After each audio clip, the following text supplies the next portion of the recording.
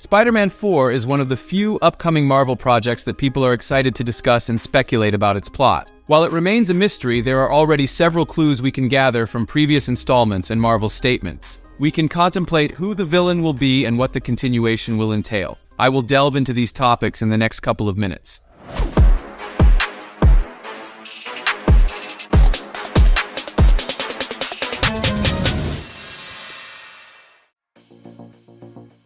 In the finale of No Way Home, Doctor Strange made everyone forget that Peter Parker is Spider-Man, but the solution did not involve erasing him as a character. Nobody forgot about Spidey, and as a result, there are still plenty of people across the planet who believe that he is a murderer. The first third of No Way Home focused on the lawsuit against Peter Parker. Jonah Jameson called him Spider-Menace, and many people supported Mysterio. There was a lot of pressure on Parker, not because it was illegal to be Spider-Man, but because of the allegations of killing Quentin Beck. These charges were officially dropped with the help of Matt Murdock, but many did not believe this and continued to suspect Peter of the crime. Doctor Strange at the end of the third part, with the help of a new spell, did not change the situation. Parker's face became blurred in all the photos, but no one erased the fact of the potential murder of Mysterio at the hands of Spider-Man from the memory of the masses. This plot detail is likely to be revealed in the fourth part of the film. Most authorities will believe in Parker's innocence, but Jonah Jameson will not calm down and continue to denigrate the image of Spider-Man. He will have a better reason for doing so. I'm betting that the first scene of the fourth movie with Tom Holland will be an altered footage of Mysterio to solve a plot hole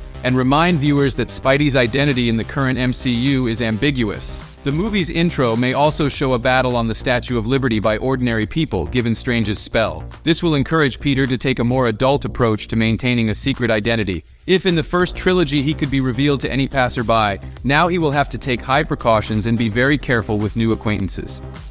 In the meantime, new characters in the Spider-Man films should logically be related to Parker. Harry Osborn, who appeared in the comics as Peter's best friend at university, should definitely be introduced to MCU. In addition, his story of becoming a villain is too tempting to simply ignore. The last movie featuring him, played by Dane DeHaan in The Amazing Spider-Man 2, came out almost 10 years ago.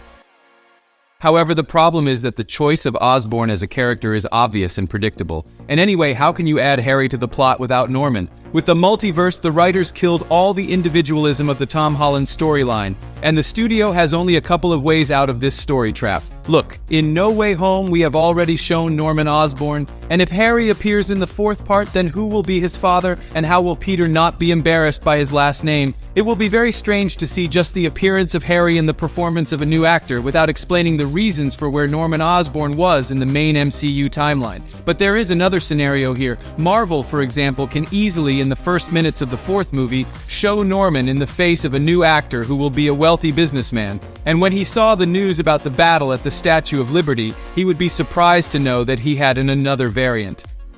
The answer also lies in the officially announced Spider-Man Freshman Year animated series, which explores Peter's very early years in the Spidey mask. Yes, the series will take place outside of the main MCU, but nonetheless, Studio Wii has confirmed that this timeline is as close as possible to Tom Holland's reality. So, in Freshman Year, there will be a new Norman Osborn. And what if the authors of Spider-Man 4 just move a similar option to the main timeline? And in order to somehow differ from the classic predictable plot, where Osborn becomes the Green Goblin, the writers could make a positive character out of him. I don't think that's a problem, and personally I think we'll see something similar in the fourth film. Without the Osborns, the next Spider-Man plot will be a bit damp. In general, imagine a story in which Tom Holland is shocked when he sees a version of Norman Osborn in his universe who, for example, is the most good-natured person for several films. In this universe, Parker has a fear of the Osborns and constantly suspects them of evil deeds. But then, when he is finally convinced of Norman's innocence, he becomes the Green Goblin in this world. But for this, Marvel should not rush. Osborn needs to stay good for the next two films, at least for the audience to really believe in this retcon.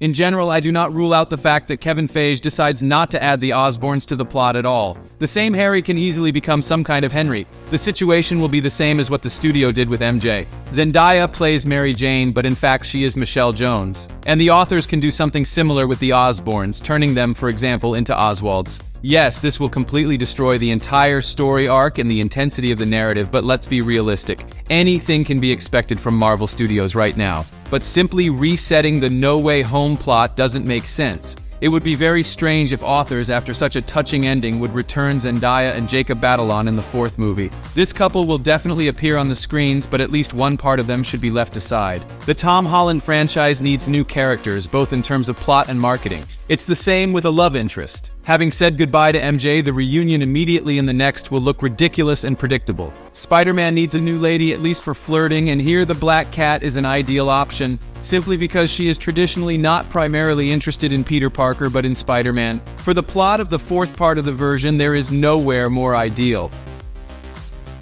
But the situation with Ned Leeds is much more interesting. In case you didn't know, in the comics, Ned is a villain called the Hobgoblin. He's been hunting down Spider-Man, so why isn't he the perfect villain for the fourth movie? Yes, the whole thing looks cool, but in my opinion it's too early for the Hobgoblin. Marvel should wait with Ned so they don't make a mistake. It's best to make him the villain of the fifth or even sixth Spider-Man. The massive battle between Peter and Ned should be the culmination of the entire Spider-Man storyline in MCU. And by this time, Jacob Batalon will get in shape, mature, and become more suitable for the role of a frightening antagonist. I personally wish the Hobgoblin's identity wasn't revealed until the final battle, and the character wore a mask and hood the whole time and was unknown to everyone until the movie hit theaters. That's when Hobgoblin works perfectly. But how can a good-natured character in the person of Ned become a horrible villain? Very easy. And it was already hinted at in No Way Home when Leeds mentioned that there were wizards in his family too. And what if he really was right and his bloodline will be connected with dark magic? It's easy to retcon the Hobgoblin's image, making him more mystical, and with the very dark magic, Ned can find out how Peter hid from him the fact that they were once best friends. This fact would greatly change Ned's attitude towards Parker, and in the end we can see their confrontation to the death in the finale of the entire arc with Tom Holland.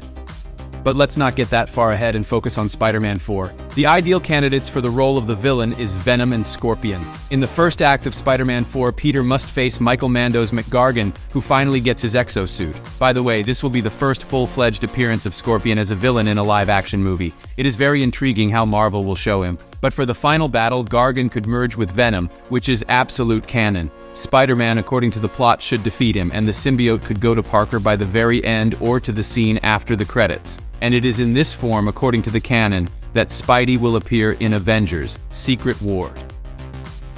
Let's conclude by talking about the main detail that I would love to see in the fourth Spider-Man. This detail is the almost complete absence of mention of the Avengers and all sorts of Kangs. In MCU, it was traditional to place Spider-Man between Tony Stark, Doctor Strange, and Nick Fury. It worked great in the past when MCU itself was good. It may seem ironic since in other films we ask Kevin Feige for some kind of connection between projects, but in this case it is not necessary. We have already seen Spidey's connection with other heroes, but now the interesting characters as such. In my opinion, Peter needs the most isolated solo project, and only then can he be added to crossovers. Anyway, in comics, Spider-Man has the most interesting solo storylines, so the studio has a lot of opportunities. The main thing is that the writers know exactly what they are working on, and then we will get the perfect Spider-Man 4.